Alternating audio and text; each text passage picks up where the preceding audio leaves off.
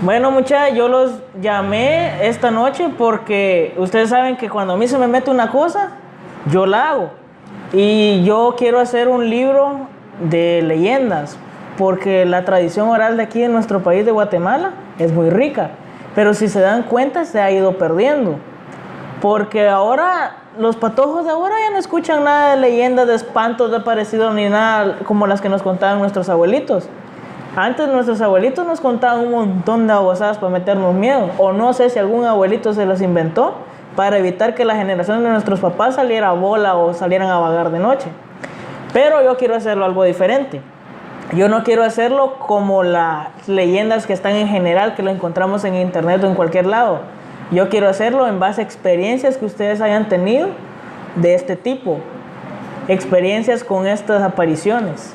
Entonces los cité aquí para hacer una pequeña entrevista y que cada uno me cuente su acercamiento con alguna de las leyendas tradicionales de aquí del país o bien algún aparecido que tengan, ya sea ustedes o su familia. Bueno, entonces yo voy a empezar si quieren. Pues fíjate que en mi barrio siempre se manejó aquella historia de que siempre había un muchacho que era muy trabajador, noble, pero que por una decepción amorosa se había sumido en aquello del alcoholismo, pero era tanto su alcoholismo que se quedaba tirado en las banquetas, nunca llegaba a su casa, o había abandonado a su familia, su trabajo. ¿En qué te digo? ¿Qué te puedo decir? En todo lo que era su vida se desaparecía. Era tanto su alcoholismo que se dormía en las banquetas, en las aceras y nunca llegaba. Así fue pasando el tiempo hasta que ese muchacho empezó a sentir que algo lo seguía, algo lo seguía, algo lo seguía. Entonces, hasta que un día se dio cuenta que era un perro, pero ese perro no tenía una forma así singular o común, sino que el perro era negro totalmente y tenía los ojos rojos. Entonces eso lo empezó a perseguir, hasta que en un punto él se atormentaba solo con el hecho de pensar de que ese perro lo podía seguir toda la vida. Entonces, conforme iba pasando el tiempo, a él no solo lo seguía cuando estaba ebrio, sino cuando estaba sobrio. Entonces, esto lo empezó a preocupar a la familia porque la familia no le creía ni miraba a ese perro. Entonces, al avanzar esto, él se dio cuenta que era por su estado, por su ebriedad. Entonces, él vino y tomó la decisión de dejar de tomar. Y hasta que él dejó de tomar, se le dejó de aparecer ese perro. ¿Vos, ese no era el Cadejo? Ese mero, fíjate. Y no miren que mi abuelo me contó que cuando él vivía allá por Xuxa, en ese entonces el agua no llegaba a sus casas, así que les tocaba a ellos ir a traer agua al río. Y él iba en la madrugada porque era cuando el agua estaba un poquito más clarita.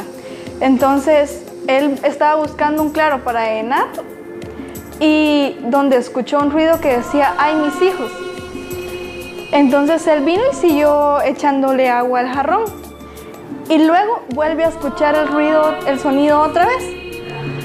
Entonces vino él preocupado, se levantó y empezó a ver para todos lados. Y donde estaba parado viendo, alguien estaba atrás molestándolo. Y donde él voltea a ver, era la Llorona. Entonces, en un movimiento que él hizo, quería golpearla y ella se desvaneció. Y él se tropezó porque cuando ella se desvaneció, él ya no pudo hacer nada. Y donde se levantó, vio que ella estaba parada y pudo huir. Y él solo se acuerda de haberla escuchado riendo. Pero qué bueno que a tu abuelo ya no le pasó nada. Sí, de hecho se lo ganó. Pero había una historia parecida de una mujer o algo así. Esa era de Ciguanaba. A mi abuelo le pasó, él tomaba bastante. Y en una de esas noches de copas fue a que se le pasara la borrachera a un cerro, porque a mi abuela lo regañaba cuando llegaba a la casa. Y a lo lejos vio a una mujer que tenía un gran cuerpazo. Dice que a lo lejos la miraba bien bonita. Y ella le decía que llegara, o sea, vení, o sea, con el dedo porque no hablaba. Y mi abuelo, como era bien picaflor, fue caminando y ella poco a poco se lo llevó al río. Ya en el río mi abuelo le quería dar un beso, entonces quería verle la cara y no le daba la cara. Y él le quería quitar el pelo y al modo que le quería quitar el pelo, le vio la cara. Una calaca, se asustó y salió corriendo, pero como andaba bien borracho, se tropezó varias veces, pero al final no se lo ganó, gracias a Dios. Bueno, ahora voy yo. Fíjate vos que a mí me contó mi papá que allá en la finca donde vivían ellos cuando eran pequeños, llegaba bastante el sombrerón.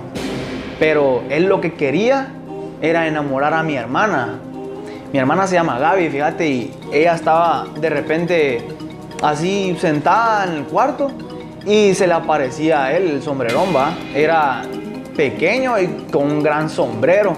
Y él a Gaby le decía que se llamaba Dieguito. Y él le decía que él era una buena persona, que él no era malo.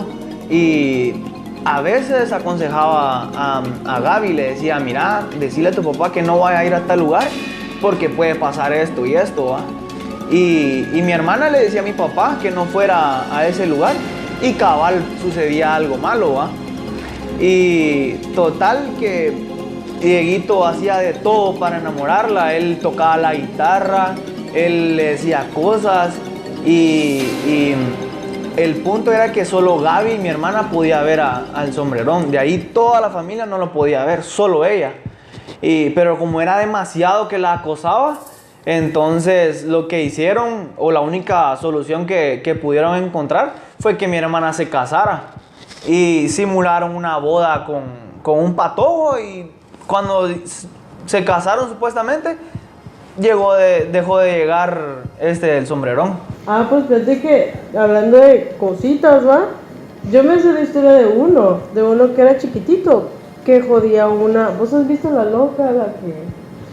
Esa, dicen de que a ella le espantaba una cosita. Ella sentía que le jalaban el pelo y todo, pero ella no miraba.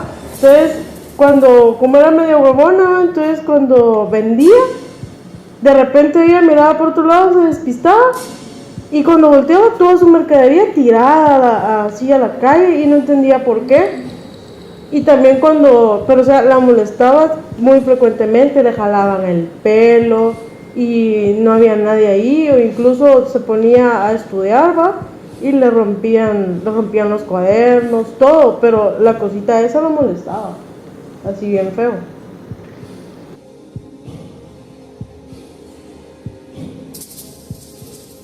Ese es el que estaba hablando, es el duende, ¿va? Va, y no mira pues mucha, de que en mi colonia hay una señora que me contó que en los tiempos de antes, en el mes de octubre, como a las 12 de la noche más o menos, pasa una procesión de personas encapuchadas y encadenadas, y que había un patojo que se la llevaba de ladito, ¿va?